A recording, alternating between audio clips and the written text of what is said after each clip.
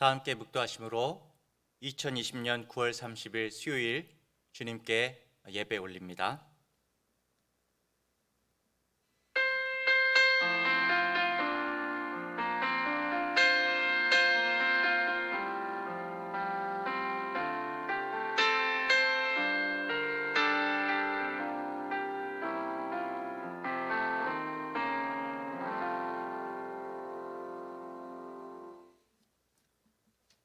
찬송가 511장입니다.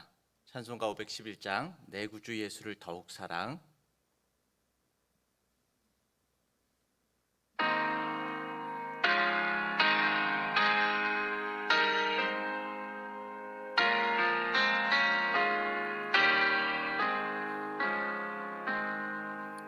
내 구주 예수를 더욱 사랑. 엎드려 비는 말 들으소서.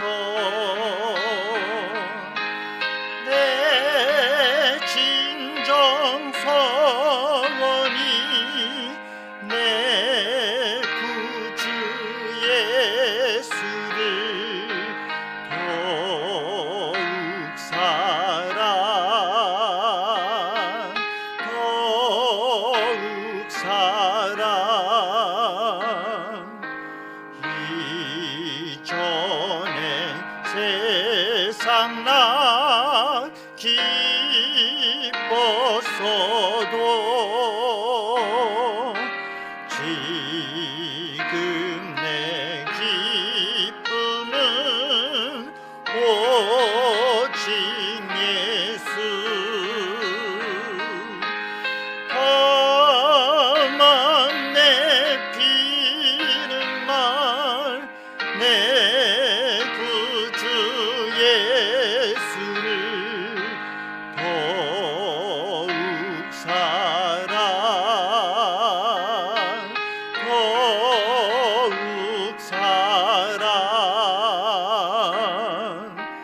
이 세상 떠날 때 찬양하고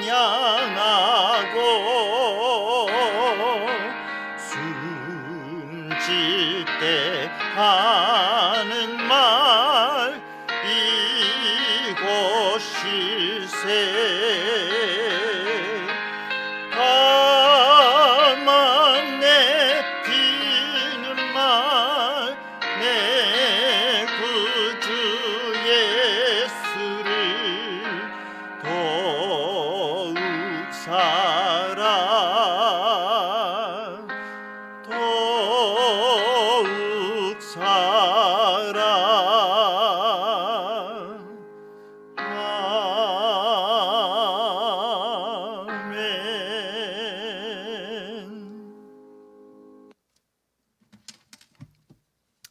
다 같이 기도하시겠습니다.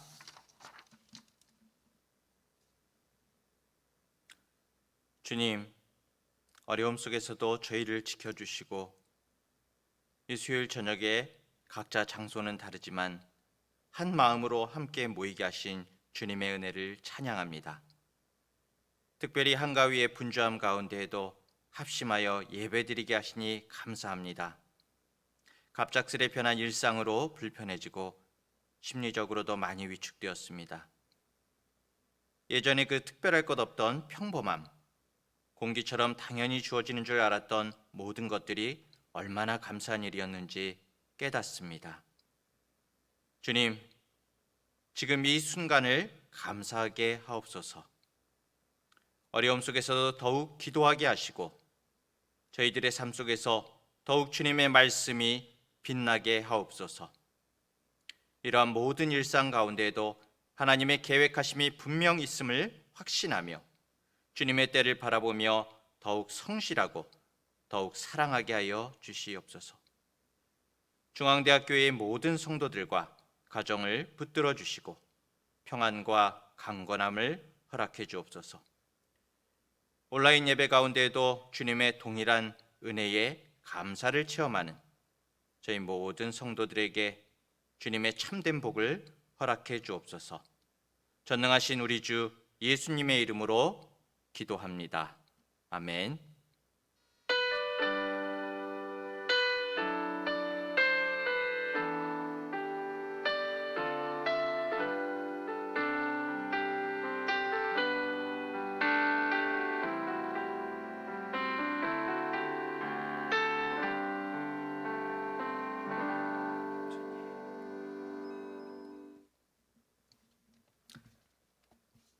찬송가 357장입니다. 세상에 헛된 신을 버리고 다 같이 찬양합니다.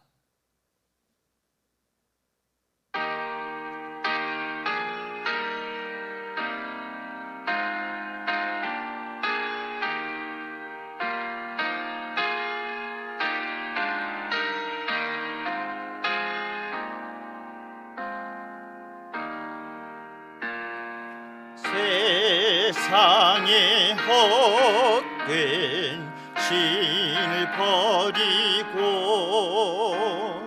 하나님 이름 높여지리세. 온 천하 백성 모두 나와서 다 같이 하나님만 섬기세. 세상에 헛된 우상 버리고 인간의 모든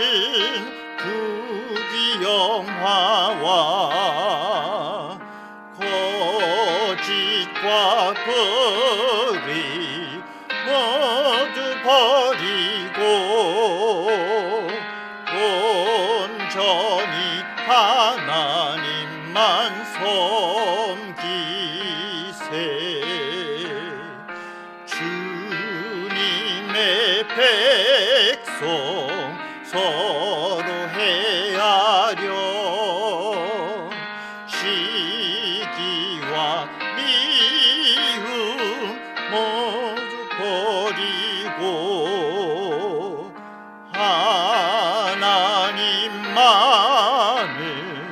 홀로 섬기는 천국을 어서 이뤄 주소서.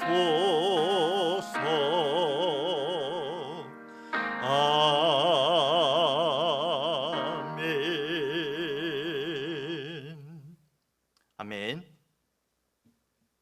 오늘 하나님의 말씀은 로마서 말씀입니다. 로마서 12장 1절부터 2절까지의 말씀. 짧으니까 다 같이 함께 한 목소리로 봉독해 볼까요? 자, 시작하면은 같이 봉독합니다. 시작. 그러므로 형제들아, 내가 하나님의 모든 자비하심으로 너희를 권하노니 너희 몸을 하나님이 기뻐하시는 거룩한 산 제물로 드리라. 이는 너희가 드릴 영적 예배니라. 너희는 이 세대를 본받지 말고 오직 마음을 새롭게 함으로 변화를 받아 하나님의 선하시고 기뻐하시고 온전하신 뜻이 무엇인지 분별하도록 하라. 아멘. 아멘.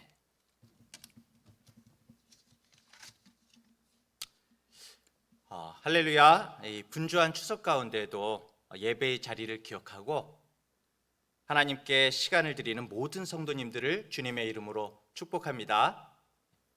함께 모여서 얼굴을 보고 예배하면 좋겠지만은 아직까지는 상황이 좋지 않은 것 같습니다. 이렇게 계속 비대면으로 만나 뵙고 있는데요. 이런 상황이 몹시 안타깝고 또 힘들어하시는 우리 성도님들도 계시지만은 우리가 오늘 또 주님 안에서 함께 하나님의 말씀으로 위로를 받으며 우리의 예배가 더욱 회복되고 또 성경에서 우리에게 가르쳐 주시고 보여주시는 그 예배의 본질을 붙잡을 수 있는 오늘 이 시간이 되기를 간절히 바랍니다. 오늘 우리가 함께 읽은 이 로마서 12장 1절과 2절은 로마서의 큰 두 축을 나누는 후반부의 시작이 된다고 볼 수가 있습니다.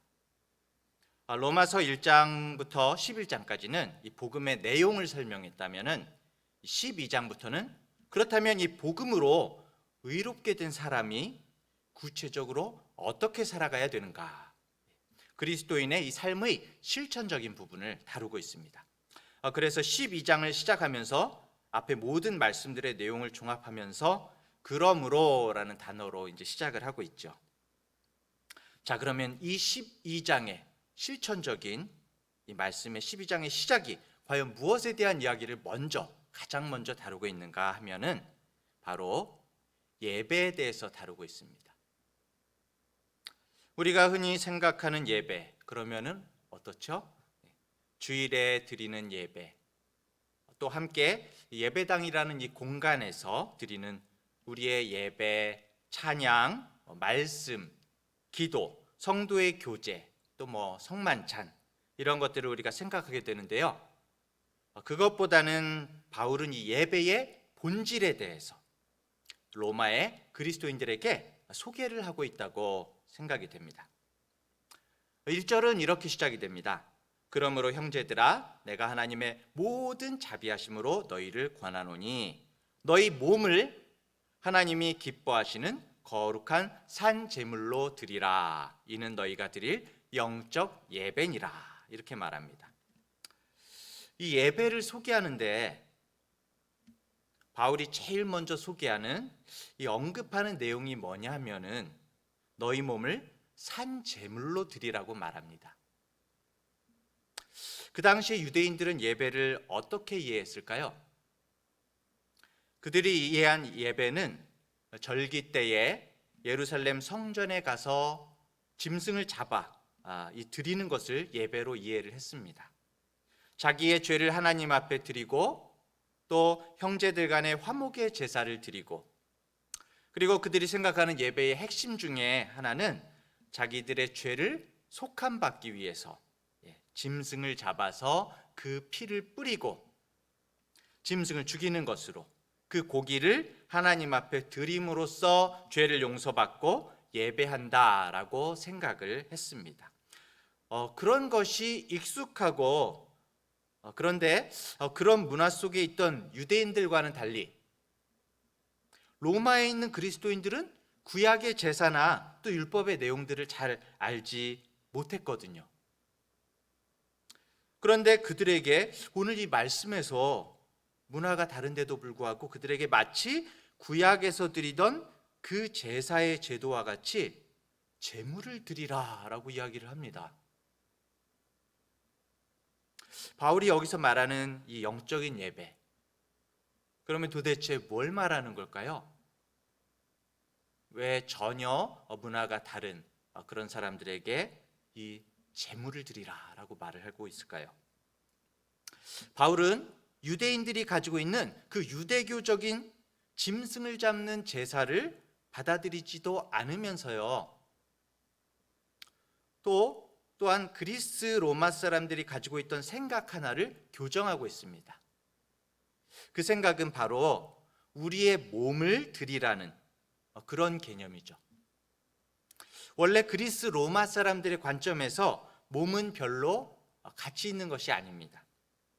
왜냐하면 그 그리스 로마의 철학과 세계관은 아주 지독한 이원론적인 관점을 가지고 있기 때문인데요. 이 세상의 것들, 우리가 가지고 있는 이 육신, 우리가 하는 이 모든 이러한 삶의 것들은 다 비천한 거고 부패하는 거고 오래가지 못하는 거고 그림자에 불과하고, 진짜로 고귀하고 가치 있는 실제는 저 하늘에 있다라고, 이데아의 세계에 있다라고 생각하는 것이 그 당시 그리스 로마 사람들의 관점이었습니다. 사실은 이 생각이 성경적인 생각이 아님에도 불구하고 우리들에게도 많이 들어와 있어요. 우리 그리스도인들에게도 이런 그리스 로마적인 가치관, 이원론적인 생각이 많이 들어와서 우리가 세상에서 접하면서 살고 있는 모든 것들이 헛되고 헛되다라는 생각만이 가득하거든요. 그런데 바울은 이 유대적인 그리고 헬라적인, 앞의 유대적인 그리고 뒤에 헬라적인 그 두 가지 모두를 극복하는 의미로서의 예배를 설명하고 있는 겁니다. 구약의 제사를 더 이상 짐승을 잡아서 죽이는 예배가 아니라 우리 자신을 몸으로 드리는 예배를 말하고 있고요. 또 뒤에 헬라 사람들에게 우리의 몸이 더럽고 추하고 하나님이 받으시기에 합당하지 않은 몸이 아니라 이 몸을 가지고 살아가는 우리의 삶, 살아있는 그 삶이 하나님이 받으실 만한 그런 예배라고 말씀을 하고 있는 것입니다. 오늘 이 번역에 보면은요, 이것이 너희의 드릴 영적 예배다라고 이렇게 말을 했는데요. 사실은 이 영적인 예배라는 표현이 조금 우리로 하여금 이해하기가 오히려 어렵게 만들기도 하죠. 이럴 때는 원어 성경을 보면 가장 좋겠지만은 신학 교육을 우리가 받지 않은 분들은 살짝 우리가 원어를 잘 모르니까요. 영어 성경이나 영어를 잘 하시는 분들은 영어 성경이나 아니면 다른 한글 번역본을 보면은 이해하기가 좋은데요. NIV 성경은 이 영적 예배를 이렇게 표현하고 있습니다. True and proper worship. 사전을 찾아보면 뭡니까? 우리 몸을 살아있는 제물로 드리는 게 그게 진짜고 그게 진리고 그게 진실이고 그게 합당한 예배다라고 말하는 것입니다. 영적인 예배에는 바로 진실한 예배, 합당한 예배라는 뜻이 들어있는 것이죠. 이렇게 보면은 우리가 주의 날에 모여서 함께 드리는 예배, 오늘 또 우리가 이렇게 온라인상으로 이렇게 모여서 함께 예배하고 있지만요, 이 예배도 예배지만은 정말로 바울이 말하고자 하는 예배는 뭐겠습니까? 구약과 율법에서 짐승을 잡아서 드리는 제사가 아니라 우리 자신을 드리는 건데요. 우리 자신을 드리는 것이 우리의 몸이 추하거나 연약하거나 한계가 있거나 모자란 것이 아니라 이 몸으로 살아있는 제물로 날마다 우리의 삶을 예배로 드리라는 것이 바울이 오늘 우리에게 주고 있는 하나님의 말씀인 것입니다. 자, 그렇다면은 바울은 결국 우리에게 예배에 대해서 무엇을 말합니까? 의식이나 어떤 제사의 형식이 아니라, 물론 형식도 중요하죠. 하지만 그것보다도 우리 자신을 드려야 된다고 말하고요. 그리고 우리 자신을 드린다는 것은 우리 몸을 어떻게 상하거나 죽음으로 드리는 것이 아니라 살아있는 제물로 드리는데요. 우리의 몸이 너무나 하나님이 기뻐 받으시는 소중한 삶이고 생활로서의 예배를 드리는 그런 존재가 된다는 것이죠. 자, 그렇다면은 구체적으로 우리가 어떻게 그 예배를 드려야 되는가를 2절에서 바울이 말하고 있습니다. 2절 말씀을 제가 한번 읽어보겠습니다. 너희는 이 세대를 본받지 말고 오직 마음을 새롭게 함으로 변화를 받아 하나님의 선하시고 기뻐하시고 온전하신 뜻이 무엇인지 분별하도록 하라. 우리가 이 몸을 가지고 우리의 삶을 통해서 예배할 때에 우리가 해서는 안 될 것이 있고 해야 될 것이 있다라고 바울은 말하고 있습니다. 안 될 것은 무엇이냐 하면은 이 세대를 따르지 말라, 이 세대를 본받지 말라 이럽니다. 이 세대에 무엇을 본받지 말아야 하는가? 바울의 표현이 영어 성경으로 보면 되게 아주 재밌게 나옵니다. Pattern of the world, 이렇게 말해요. 이 세상에서의 패턴이 있대요. 삶의 패턴이 있고요, 생각의 패턴이 있고요, 유행의 패턴이 있습니다. 그런데 그런 것들을 따르지 말아라, 이렇게 말합니다. 결국에는 바울이 말하는 건 뭐냐면은 이 세대의 패턴을 따르지 말고 하나님의 뜻을 분별하라고 그러는데요. 따른다는 것, 그리고 이 분별하는 것을 어떻게 표현하냐면요, 이 세대를 본받는다라는 것은 영어로 보면은 conform이라고 그럽니다. 순응하다, 따르다. 이게 conform이죠. 예. 그러니까 따르지 말아야 될 것, conform. 그런데 하나님의 선하시고 기뻐하시고 온전하신 뜻이 무엇인지 분별하려면은 마음을 새롭게 함으로 변화를 받으라라고 말합니다. 그러니까 여기서 변화는 transform 이렇게 말합니다. 이게 이렇게 무슨 라임이 있어요. 라임. 네. conform, transform. conform하지 말고 transform 해라. 우리의 예배가요, 이 세상의 패턴을 따라가서 세상의 패턴에 컨폼하는 것은 그 예배의 모습과 예배로서의 삶이 아니라는 것입니다.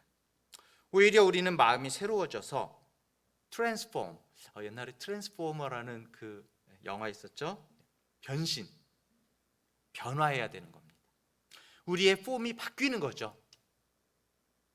결국 예배의 본질은, 바울은요, 세상의 패턴에 우리를 맞추는 것이 아니라 우리의 마음이 날마다 트랜스폼, 변화해줘야 된다는 겁니다. 변화가 있다라는 것이죠.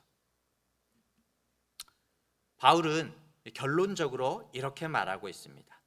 하나님의 선하시고 기뻐하시고 온전하신 뜻이 무엇인지 분별하도록 하라. 우리의 예배가 어떠한 모습으로 결국 드러나고 보여져야 되느냐? 하나님의 뜻을 분별하도록 하는 것입니다. 하나님의 뜻을 잘 깨닫고 싶은 것은 모든 그리스도인들의 소망이죠. 그렇죠? 어찌 보면은 모든 인류의 바람이죠.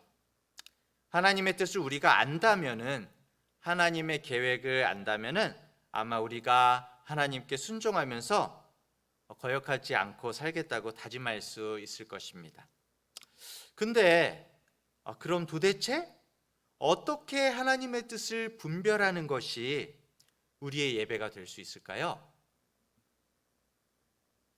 우리는 종종 착각하는 게 있습니다.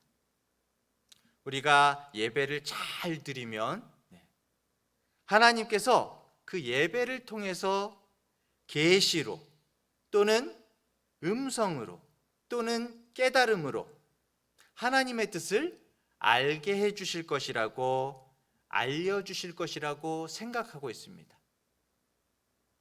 그런데 오늘 이 본문, 하나님의 뜻을 분별하라 하는 것은요, 영어 성경이 이렇게 표현하고 있어요.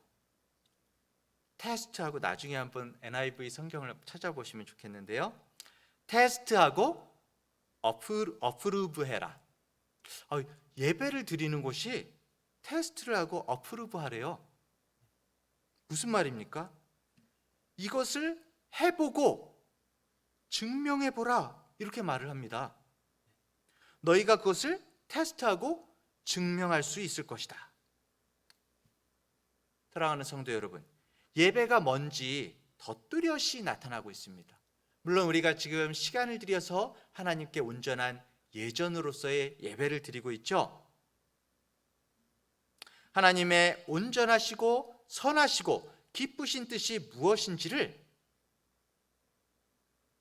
우리가 우리의 몸을 가지고 하루하루를 살아내면서 점검해보고 시험해보고 적용하면서, 하나님의 말씀이 이렇게 정말 이루어지는구나, 하나님의 뜻대로 행할 때에 정말 하나님의 뜻이 나타나는구나 라고 이것을 증명하는 것, 이것이 예배라는 거예요.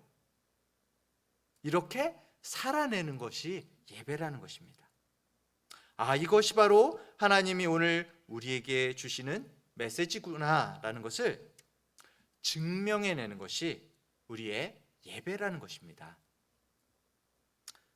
그런 면에서 보면은 오늘 우리가 비록 함께 모여서 예배당이라는 공간에서 또는 우리가 교회로 보이는 어떤 장소에서 예배를 드리지는 못하지만요, 바울이 말하는 이 영적 예배를 우리가 얼마든지 드릴 수 있고 또 드릴 수 있는 환경에 또한 우리가 있다는 것이죠.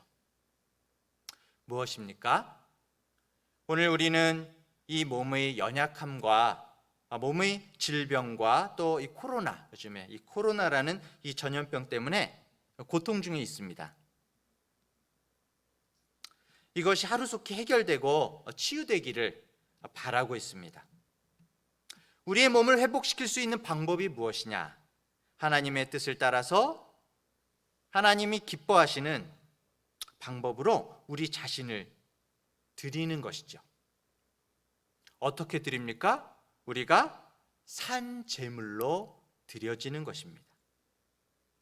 우리가 우리의 몸을 산 제물로 드려질 때에 우리는 우리의 마음으로부터 나오는 새로운 변화가 있고요.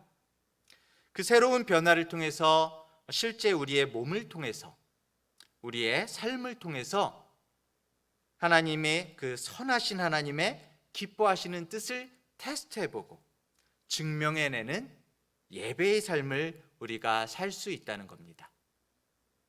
아무쪼록 사랑하는 우리 성도 여러분, 이번 추석 한 주간도 우리가 이렇게 살아내는 모든 사람들을 많이 만나게 되잖아요. 정말 만나면서 살아내는 거룩한 그리고 주님이 기뻐하실 만한 예배의 삶을 살아가는 저와 여러분들이 되시기를 축복을 드립니다. 축원합니다. 아멘. 기도하겠습니다.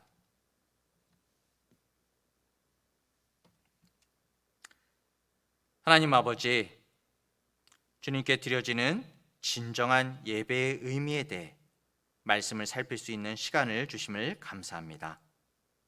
예수님을 믿고 오늘을 사는 우리에게 이 크리스찬으로 살아간다는 것은, 예배하는 것은 거룩한 산 제물이 되는 것이라고 말씀하셨음을 봅니다.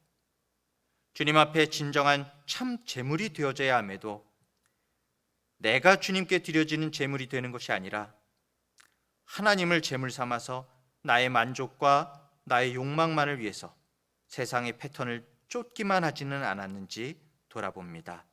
주님, 용서해 주시옵소서. 진정으로 우리 자신이 변화되게 하시고 우리의 모든 삶으로 주님과 더불어 주님의 기쁘신 뜻을 테스트하고 증명함으로 주님의 기쁨이 되는 우리가 되게 하여 주옵소서. 독생자 예수님을 희생 제물로 십자가에서 죽임을 당하게 하신 주님, 우리에게 산 제물로 살아가는 것이 어떤 것인지를 말로만이 아니라 삶으로 친히 보여주셨음에 감사를 드립니다. 이제 우리도 주님을 본받아서 거룩한 산 제물로 살게 하여 주시옵소서. 우리의 결단과 새로운 마음의 다짐을 원하시는 주님 앞에 우리 자신을 던져 우리를 변화시키는 주님의 손길에 우리의 인생을 맡기오니 주여 우리를 변화시켜 주옵소서. 진정한 예배자가 되게 하여 주시옵소서. 주님만을 바라봅니다. 함께하여 주시옵소서.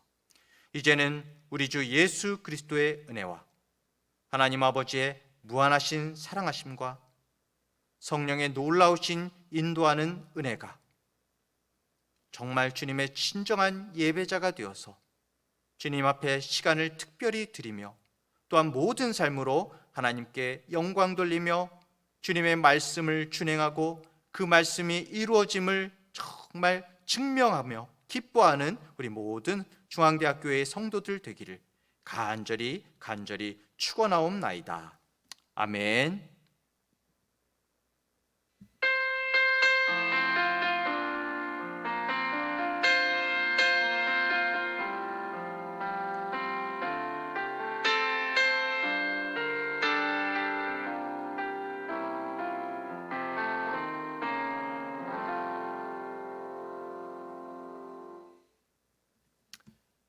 할렐루야. 주님 앞에 온전한 예배 드리셨죠? 이번 추석 주간도 정말 주님 앞에 삶으로 온전한 예배의 삶을 사시는 우리 모든 성도님들 되시기를 바랍니다. 돌아오는 주일에 다시금 예배 앞으로 이곳에서 함께 예배함으로 만나 뵙도록 하겠습니다. 평안하십시오. 샬롬.